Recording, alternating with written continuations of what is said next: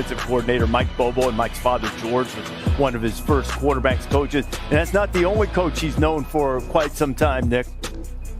Yeah, well, I've known Gunnar since he was like 8 years old. And this guy won when he was in Pee-wees. He won in, junior high. He won in high school. I mean, this guy is a winner. And he has won in everything that he's ever tried to do. And I think he's got great competitive spirit, but I also think this guy is an athlete who brings some different things that, can be very helpful to Georgia's offense. And, let me show you what I mean on the tape here. I think that, first of all, Georgia showed great confidence in this guy. This is the first third down of the game. All right, and it's 3rd down and 2. They could have tried to run it. They're just running their regular old third down offense, and he makes a great conversion. One of the next things that he brings to him is you can move the pocket with this guy because of his athleticism. So he's going to run a drop, sprint, which takes him away from the pressure, makes a great throw, and an explosive play. Now, here is the guy can throw the ball as a drop-back passer. He's got free access at the top of the screen. It's a catch and throw. All right, that's just taking advantage of what the defense gives. This guy also adds great running ability to this offense. He ran 3 quarterback draws in this game, all of them successful for 10-plus yards. He gets busted here as well as you're ever going to get busted. Gets right up, shows what kind of competitor and what kind of toughness this guy has, and goes on and plays the next play, which that set up the winning touchdown in overtime. Now, here's what we really have to analyze a little bit. He's going to get some looks from Notre Dame.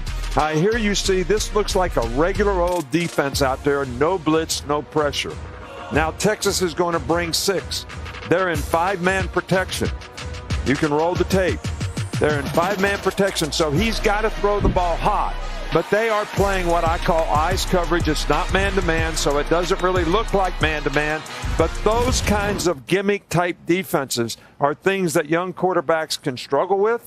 And obviously throwing that interception is what allowed Texas to get back and tie the game and put it in overtime. Yeah, it was great tape, great to throw, great emphasis on everything. And for a young quarterback to do well, you need the pieces around you to be great too. ETN has had his 2 best games against Texas. Hasn't rushed for over 100 and a bit, but had 2 touchdowns. Going to need a big game out of him. And then you think about the weapons that they lost this past offseason. Everybody's talking about Carson Beck looks different this year than he had in the past before he got injured. It's like, well, you lose Brock Bowers, who's going to be the offensive rookie of the year, and then Ladd McConkey could be the offensive rookie of the year as well. Georgia hit 10 different targets whenever they're playing against Georgia Tech, 7 different targets against 7. They have a lot of weapons. Gunner's going to have to figure out who he likes, how he likes it, but I got a lot of hope in this kid from the Deliverance Town. Yeah, but one thing that's important. That's the hills of Georgia. One thing that's important to your point is you can't make the quarterback win the game. In other words, the people around him playing well keeps him out of 3rd and long situations and situations where he has to make plays and become advantage for the defense, which that was a 3rd and long where he threw the pick at the end of the game. And I watched Georgia all year. I had a chance to call a bunch of their games. And I love Carson Beck, but I personally felt there was a weight on him that the expectations, almost unrealistic expectations in the beginning of the year, I think maybe impacted him early in the year. Maybe, I don't know for a fact, but I don't know if it impacted their offense, feeling some of that pressure. But all I know is in Atlanta, when he got injured, and nobody wants to ever see their starting quarterback get hurt, and we wish him all the best. When Gunnar came in, calling the game, we didn't know anything about this guy. We were looking it up and found out, obviously, some good stuff about him. But to see the Georgia team respond, it's one thing to look at 14. It's another thing to look at the way the linemen, when he got up from that hit, it rallied their team. So I think there's a lot to like, not just about him, but how it's impacting the guys around him, because they love this guy. They want to play for this guy. That's all great news for Georgia. Now, as Coach just said, Al Golden's had 11 days to get this Notre Dame defense after their win last week, to get them ready to focus on this Mike Bobo offense and the potential tweaks. Remember, Bobo put this guy in the middle of the game. Now he's had a couple weeks to get him ready. So the first thing is, just in case you get some of this zone read, you got to be able to defend that assignment football from Notre Dame's defense, which they'll have them ready to do. Spying the quarterback, especially on 3rd down. This is Jalen Snead, kind of a hybrid linebacker safety. In case he takes off the scramble, watch for 3 to be that guy. The scramble that Coach talked about, the ability to improvise. These linebackers at that second level better be able to chase him down. That's Drake Bowen, 34, shows the speed to be able to do that. And then this is the big thing, third down. This is disguising pressure, simulated pressure, confusing the offensive line, getting guys that are freed up, Dez, to be able to get pressure on him, as the tape that Coach just talked about. And how does he respond to that? Because he, as good as he is, he's still an inexperienced guy that Al Golden will try to expose in that way. You're 100% right. It makes me think back to a year ago when Caleb Williams was at USC and Notre Dame played USC, and the effect that Al Golden had on Caleb. Caleb had won the Heisman the previous year. Yeah. He's seen a lot of football, a lot of looks, and Al Golden, the DC at Notre Dame, totally and completely confused him. What he's going to do to Gunnar Stockton, the same exact thing.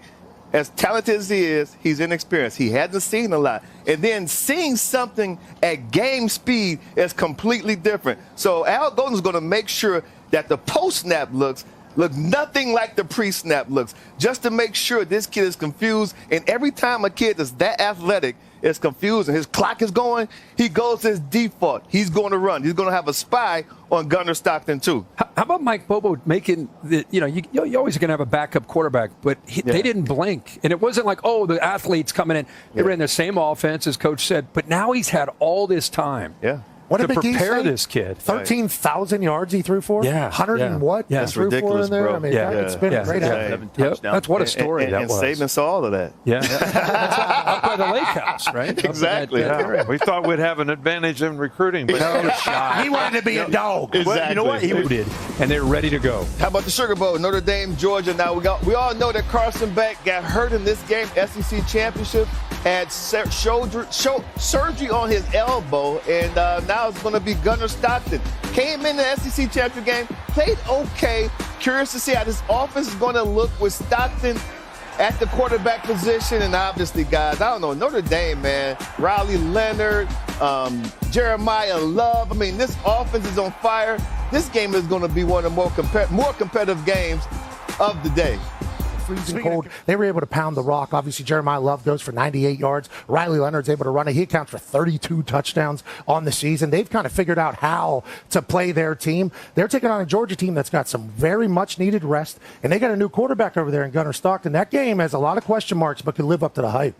Well, I think the big question mark in this game is who can make the quarterback win the game, and then which quarterback can step up and do it. Now, what does that entail? You got to stop the run on defense. You got to tackle well. You got to create down and distance situations where the quarterback has to make plays, whether they're with his feet or with his arm. And I think that's going to be who can do that. Which team can do that in this game? Make the quarterback win the game. And, that means the whole team around you got to play well. You got to be able to run the ball on offense. You better stop the run on defense. So lots of pressure on the quarterbacks in this game. Yeah,